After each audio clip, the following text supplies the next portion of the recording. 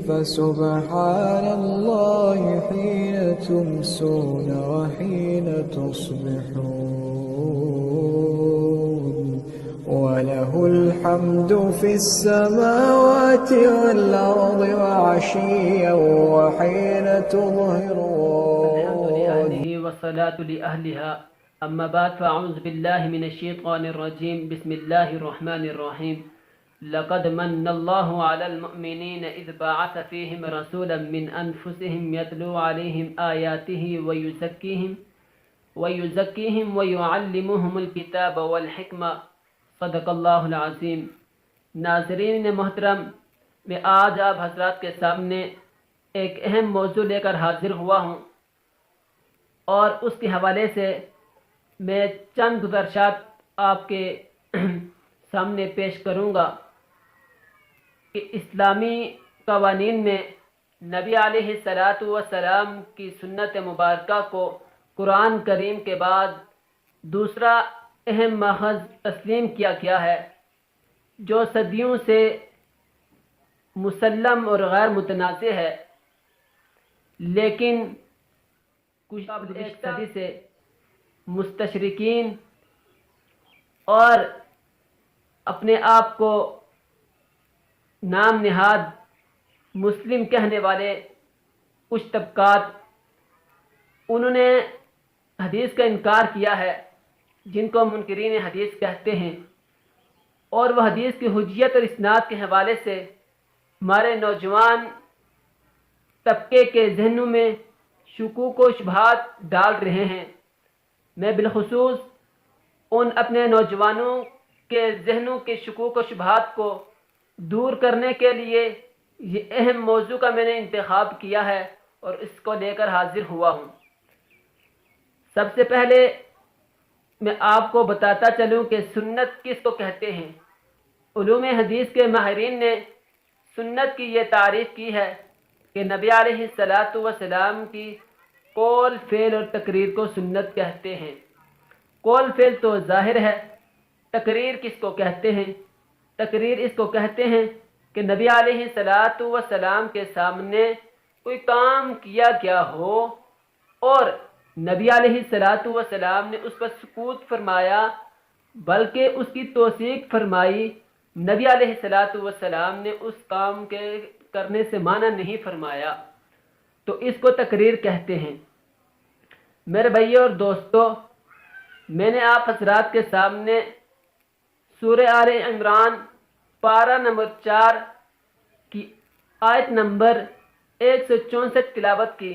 لقد من اللہ علی المؤمنین اذ بعث فیہم رسولا من انفسہم یتلو علیہم آیاتہ ویزکیہم ویعلمہم الکتاب والحکمہ۔ اس میں رب تعالی اپنے نبی علیہ السلام کے جو 4 اہم مقاصد ہیں ان کو بیان کر رہا ہے۔ اسی طرح رب تعالی نے سورہ جمعہ پارہ نمبر 28 اس کی آیت نمبر 3 میں یہی دہراتے ہوئے فرماتا ہے هو الذی بعث فی الامیین رسولا من انفسہم یتلو علیہم آیاتہ ویزکیہم ویعلمہم الکتاب والحکمہ۔ یہ 2 آیتیں ہوگی، اور اسی چیز کو حضرت ابراہیم علیہ السلام نے رب تعالیٰ سے مانگا تھا، جس کو رب تعالیٰ نے پہلے پارے سورہ بقرہ کی آیت نمبر 129 میں فرماتا ربنا وبعث فیہم رسولا من انفسہم یتلو علیہم آیاتہ ویزکیہم ویعلمہم الکتاب والحکمہ۔ ناظرین محترم، یہ اس کے علاوہ اور بھی بہت ساری آیات ہیں، لیکن میں آپ کے سامنے اس چیز کو پیش کرنا چاہ رہا ہوں۔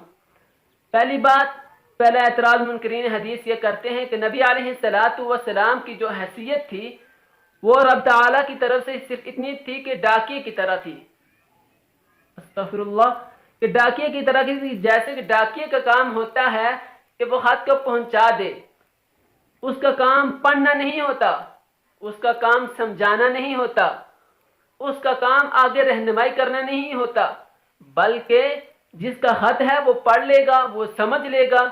یہی منکرین حدیث بھی کہتے ہیں۔ نبی علیہ السلام پر اعتراض کرتے ہوئے یہ کہتے ہیں کہ نبی علیہ الصلوۃ والسلام کی کوئی چیز بھی حجت نہیں ہے، نہ عمل ہے نہ حدیث ہے، بلکہ ان کا کام تھا پہنچا کر بس ان کی ذمہ داری ختم ہوگی۔ لیکن میں نے آپ حضرات کے سامنے سورہ بقرہ کی آیت نمبر 129، سورہ آل عمران کی آیت نمبر 164 اور سورہ جمعہ کی آیت نمبر 3 تلاوت فرمائی، جس میں رب تعالی اپنے نبی کے 4 مقاصد کو بیان فرما رہے ہیں۔ سب سے پہلے یتلو علیہم آیاتی، کہ قرآن مجید کی تلاوت کی جائے، یعنی اس کی آیتوں کی۔ اب تلاوت کرنے کے بعد سوال پیدا ہوتا ہے کہ آگے جو حضرات صحابہ کرام بیٹھے ہوئے تھے وہ عربی دان تھے، عربی جانتے تھے، مزید ان کو تشریح کی ضرورت نہیں تھی۔ جب نبی علیہ الصلوۃ والسلام نے قرآن پڑھا، ان کو سنا دیا، ان کو پہنچا دیا، تو وہ اس سے اس کا مطلب اخذ کر سکتے تھے، لیکن نہیں۔ رب تعالی یتلو علیہم آیاتی ویزکیہم، دوسری چیز کہ ان کا تزکیہ کیا جائے۔ 2 چیزیں یہ نبی علیہ الصلوۃ والسلام کی ذمہ داری میں شامل تھی، ٹھیک ہے۔ ویزکیہم ویعلمہم الکتاب، تیسری چیز کہ نبی علیہ الصلوۃ والسلام ان کو کتاب کا علم دیں، کتاب کا علم سکھائیں۔ والحکمہ، اور چوتھی چیز کہ نبی علیہ الصلوۃ والسلام ان کو حکمت سکھائیں۔ اب معلوم ہوا کہ نبی علیہ الصلوۃ والسلام کا صرف یہ کام نہیں تھا امت تک پہنچانا، بلکہ نبی علیہ الصلوۃ والسلام کا قول قرآن پاک کی تشریح میں، نبی علیہ الصلوۃ والسلام کا قول فعل عمل یہ حجت ہے۔ نبی علیہ الصلوۃ والسلام کی تشریح قرآن مجید میں یہ حجت ہے۔ نبی علیہ الصلوۃ والسلام کا فرمان مبارک قرآن کی تشریح میں حرف آخر ہے۔ نبی علیہ الصلوۃ والسلام کا فعل امت کے لیے قیامت تک آنے والے تمام مسلمانوں کے لیے حجت ہے۔ اس سے معلوم ہوا کہ نبی علیہ الصلوۃ والسلام کی جو عمل کر گئے ہیں وہ امت کے لیے حجت ہیں۔ اب اس کے بعد مزید وہ منکرین حدیث اعتراض کرتے ہوئے آگے چلتے ہیں، اور وہ کہتے ہیں قرآن مجید میں اطاعت کا لفظ آیا ہے، اتباع کا لفظ نہیں آیا۔ میرے ناظرین، میرے دیکھنے والے دوستوں اور بھائیوں، یہ اطاعت اور اتباع یہ 2 لفظ قرآن مجید میں موجود ہیں۔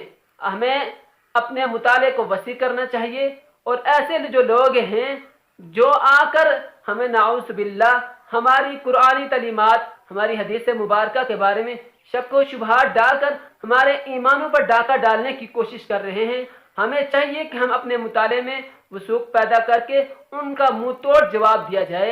انشاءاللہ تعالی اگلی ویڈیو میں آپ کو بتاؤں گا اطاعت کے بارے میں اور اتباع کے بارے میں، کہ رب تعالی نے جیسے اطاعت کا حکم دیا ہے ایسے ہی اتباع کا بھی حکم دیا ہے۔ رب تعالی مجھے اور آپ کو صحیح دین کو سمجھ کر نبی علیہ الصلوۃ والسلام کے مبارک طریقوں پر عمل کرنے کی توفیق عطا